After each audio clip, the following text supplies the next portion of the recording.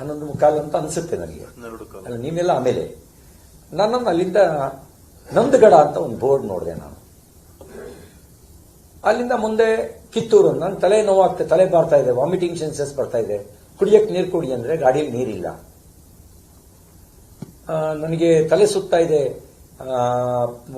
Vomiting census ಬರ್ತಾ ಇದೆ ಅಂತ ಹೇಳಿದ್ರೆ ಆ ಕಡೆ ಈ ಕಡೆ ಕೂತ್ಕೊಳ್ತಾರೆ, ಫೋನ್ ನಲ್ಲಿ ಮಾತಾಡ್ತಾರೆ. ಆಮೇಲೆ ಅಲ್ಲಿಂದ ಏನೋ ಡೈರೆಕ್ಷನ್ ಬರುತ್ತೆ ಕಿತ್ತೂರು ಕಡೆಗೆ ಅಂತ ಹೇಳಿ ಕಿತ್ತೂರು ಕಡೆಗೆ ತಗೊಂಡ್ರು. ಆಮೇಲೆ ಮತ್ತೆ ಅಲ್ಲಿಂದ ಕಿತ್ತೂರಿನಿಂದ ಒಳಗೆ ಎಲ್ಲೇ ಯಾವುದೋ ಗೊತ್ತಿಲ್ಲ, ಗಲ್ಲಿ ರಸ್ತೆ ಒಳಗೆ ತಗೊಂಡೋದ್ರು ಕಿತ್ತೂರು ಒಳಗಡೆ. ನನ್ಗೆ ಎಲ್ಲಿ ಅಂತ ಗೊತ್ತಾಗ್ಲಿಲ್ಲ. ಹಿಂದ್ಗಡೆ ಬರ್ತಾ ಇದ್ದಂತ ಮಾಧ್ಯಮದ ವೆಹಿಕಲ್ಗಳಿಗೆ ಮತ್ತು ನನ್ನ PA ಅವರು ನನ್ನ ಕಾರ್ನಲ್ಲಿ ಎಲ್ಲಿಗೋ ಕರ್ಕೊಂಡು ಹೋಗ್ತಾ ಇದ್ದಾರೆ ಅಂತ ಹಿಂದ್ಗಡೆ ಬರ್ತಾ ಇದ್ದ, ನನ್ನೊಬ್ಬನೇ. ಅವರಿಗೂ ಬ್ಯಾರಿಕೇಡ್ ಹಾಕಿ ತಡೆದ್ರು. ಆ ವೆಹಿಕಲ್ ಡಿಸ್ಕನೆಕ್ಟ್ ಆಯಿತು, ಅವರಿಗೆ ನಮಗೂ ಸಂಪರ್ಕ. ಇವರೇ ಫೋನ್ನಲ್ಲಿ ಯಾವ್ದಾದ್ರು ವೆಹಿಕಲ್ ಬರ್ತಿದ್ಯಾ ಅಂತ ಫೋನಲ್ಲಿ ಮಾತಾಡೋದು. ಆಮೇಲೆ ಬರ್ತಿದ್ರೆ ಇವ್ರು ಡೈರೆಕ್ಷನ್ ಕೊಡೋದು, ಬ್ಲಾಕ್ ಮಾಡಿ ಅಂತ ಹೇಳೋದು ಕೇಳ್ತಾ ಇತ್ತು ನನಗೆ. ತಲೆ ನೋವು, ತಲೆಭಾರ. ಇದ್ರ ನಡುವೆ ಹಿಂಗೆ ಎಲ್ಲಿಗೆ ಕರ್ಕೊಂಡು ಹೋಗ್ತಾ ಇದ್ದೀರಿ, ಏನ್ ಮಾಡಕ್ ಹೊಟ್ಟಿದ್ದೀರಿ ನನ್ನನ್ನ ಅಂತ ಕೇಳಿದೆ. ಅವರು ಮೌನವಾಗಿರ್ತರು, ಏನು ಹೇಳ್ತಿರ್ಲಿಲ್ಲ. ಎಲ್ಲಿ ಕರ್ಕೊಂಡು ಹೋಗ್ತಾ ಇದ್ದೀರಿ? ಬೆಳಗಾಂ ಕಡೆಗೆ ಅಂದರು, ಸಿಟಿಗೆ ಅಂತ. ನಾನು ಬೆಳಗಾಂ ಕಡೆ ಕರ್ಕೊಂಡು ಹೋಗ್ತಾ ಇದ್ದಾರೇನೋ ಅಂತ ಅನ್ಕೊಂಡು ನಾನು ಸುಮ್ಮನಾದೆ. ನೋಡ್ತೀನಿ ಹೈಕೋರ್ಟ್, ಧಾರವಾಡದ ಹೈಕೋರ್ಟ್ ಕಾಣ್ತು. ನೀವು ಸುಳ್ಳು ಹೇಳ್ತಾ ಇದ್ದೀರಿ ನನಗೆ, ಧಾರವಾಡ ಕಡೆ ಕರ್ಕೊಂಡು ಹೋಗ್ತಾ ಇದ್ದೀರಿ. ಏನು ಹೈಕೋರ್ಟ್ ಕಟ್ಟಡ ನಾನು ನೋಡಿದೆ, ಧಾರವಾಡದ ಹೈಕೋರ್ಟ್ ಕಟ್ಟಡ. ಧಾರವಾಡ ಕಡೆ ಕರ್ಕೊಂಡು ಹೋಗ್ತೀವಿ, ಎಲ್ಲಿ ಕರ್ಕೊಂಡು ಹೋಗ್ತಾ ಇದ್ದೀರಿ ಮತ್ತು ಉತ್ತರ ಇಲ್ಲ.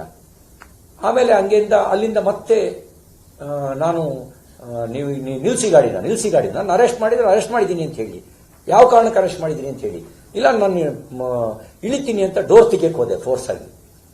ಆಗ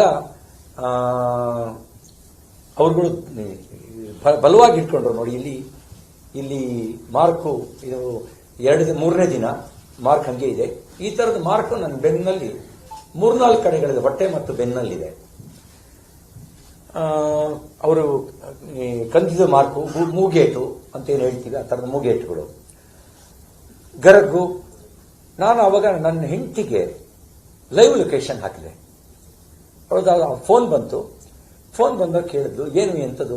ಅವರಿಗೆ ತಲೆಗೆ ಗಾಯ ಅನ್ನೋದು ಮಾಧ್ಯಮದಲ್ಲಿ ನೋಡಿದ್ದಾಳೆ, ಟಿವಿನಲ್ಲಿ. ಗಾಬರಿಯಾಗಿ ಫೋನ್ ಮಾಡಿದ್ಲು, ತನಗೇನು ಪೆಟ್ಟು ಬಿದ್ದಿದೆ ಅಂತಲ್ಲ, ಏನಾಯ್ತು ಅಂತ.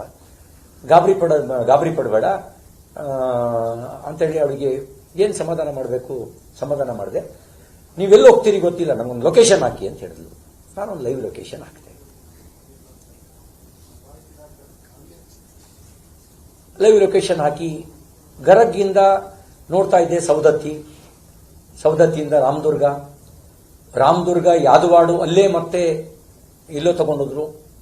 ಗದ್ದೆಗಳ ನಡುವೆ ತಗೊಂಡೋದ್ರು. ಗದ್ದೆನಲ್ಲಿ ಟ್ರಾಕ್ಟರಿ ಗಾಡಿ ಇರ್ತಾವಲ್ಲ, ರೋಡ್ ಇರ್ತಾವಲ್ಲ, ಕಬ್ಬಿನ ಗದ್ದೆಗಳ ನಡುವೆ ತಗೊಂಡೋಗಿ ನಿಲ್ಲಿಸಿದ್ರು. ಹಿಂದ್ಗಡೆ ಒಂದು ಪೊಲೀಸ್ ಜೀಪು, ಮುಂದ್ಗಡೆ ಒಂದು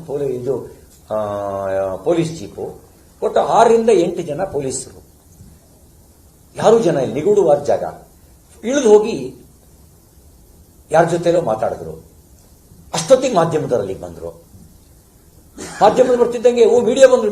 ಇವರಿಗೆ ಅವ್ರ ಭಾಷೆಯಲ್ಲಿ ಅವ್ರು ಮಾತಾಡಿದ್ರು. ನನ್ನ ಮಕ್ಕಳಿಗೆಲ್ಲ ಹೆಂಗೋ ಗೊತ್ತಾಯ್ತು, ಅಲ್ಲಿ ಬ್ಲಾಕ್ ಮಾಡಕ್ ಹೇಳಿದ್ವಿಲ್ಲನೋ, ಯಾಕೋ ಹೆಂಗೋ ಬಂದ್ರು ಅಂತ ಇನ್ನೊಬ್ಬರಿಗೆ ಗದರಿಸಿದ್ರು. ಹೇಳು ಎಲ್ಲ ಮೆಸೇಜ್ ಕೊಟ್ಬಿಡು, ಯಾರು ಬರೋದು ಬೇಡ, ಎಲ್ಲ ಬ್ಲಾಕ್ ಮಾಡಿ ಅಂತ ಹೇಳಿ.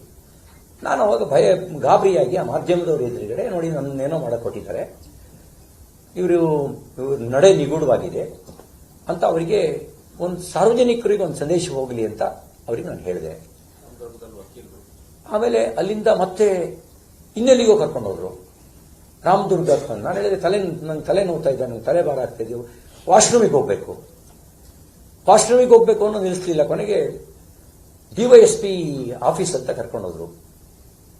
ಅಲ್ಲಿಗೆ ಕೇಶವ್ ಪ್ರಸಾದ್ ಬಂದು ಸೇರ್ಕೊಂಡ್ರು DYSP ಆಫೀಸಿಗೆ. ಅವ್ರ ಹಿಂದ್ಗಡೆ ಎಲ್ಲೋ ಬೆನ್ನತ್ತಿ ಬಂದಿದ್ದಾರೆ. ಕೇಶವ್ ಪ್ರಸಾದ್ ಬಂದು ಸೇರ್ಕೊಂಡ್ರು.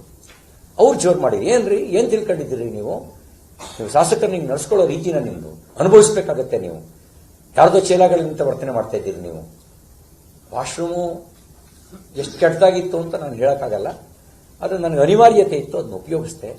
ಅಲ್ಲಿ ಕನ್ನಡಿಯಲ್ಲಿ ನೋಡಿದಾಗ ನನಗೆ ಗೊತ್ತಾಗಿದ್ದು, ರಕ್ತ ಹಿಡಿದು ಮುಖದಲ್ಲಿ ಗಡ್ಡ ಮೀಸಲೆಲ್ಲ ಅಂಟ್ಕೊಂಡ್ಬಿಟ್ಟಿತ್ತು ತಲೆಯಲ್ಲಿ. ನಾನು ಅದನ್ನು ಗಮನಿಸಿರ್ಲಿಲ್ಲ, ನನಗದು ಉದ್ವೇಗದಲ್ಲಿ ಗೊತ್ತೂ ಆಗಿರಲಿಲ್ಲ. ನನಗೆ ಆಗ ಅವರು ನೋಡಿದ್ರು, ಪೊಲೀಸು ಅಲ್ಲಿರುವಂಥ ಲೋಕಲ್ಲು ನರ್ಸು ಇವ್ರನ್ನ ಕರೆಸಿ ಫಸ್ಟ್ ಏಡ್ ಮಾಡಿಸಿದ್ರು ಅಲ್ಲಿ. ಹೆಚ್ಚಿನ ವಿಡಿಯೋಗಳಿಗೆ ಪ್ರತಿಧ್ವನಿ ಯೂಟ್ಯೂಬ್ ಚಾನೆಲ್ ಸಬ್ಸ್ಕ್ರೈಬ್ ಮಾಡಿ, ಬೆಲ್ ಐಕಾನ್ ಕ್ಲಿಕ್ ಮಾಡಿ.